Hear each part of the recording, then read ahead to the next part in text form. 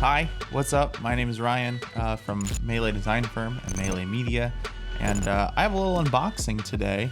This is the absolute brand new, never before seen hammertone finish on a MeLe mount. We've had two finishes for a very long time. We've had the black powder coat, which is what the standard MeLe mount looks like right now, but this is replacing the raw finish. So I wanted to take a look at it. I've never seen it, so I'm actually pretty excited to take a look at what this looks like. And then we'll get some juicy B-roll footage, and we'll just wrap it up right there. So let's take a quick look at the new plate. Whoa, wild. Okay, hold on. So this here is the rally plate. This is what you can basically expect to see.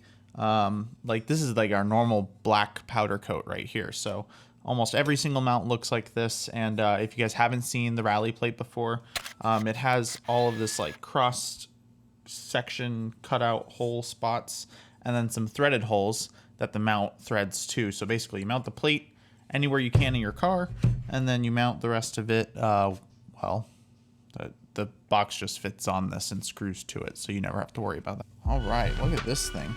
So this is quite an interesting finish. It's almost like like tons of tiny little hammer points. So it almost reminds me of like a really nice garage floor. I know that sounds crazy, but that's kind of what it looks like.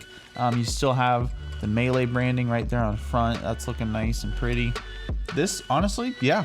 Each one of them is gonna come foam lined. There's a lining of foam that runs the entire perimeter of the mount. Hard, durable, like dense foam on the bottom. And then you will also see that same foam, same soft foam mimicked right here. So your battery will be protected and like foamed in from all sides.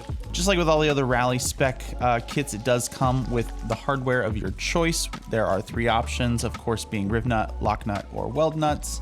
So all of that's up to you.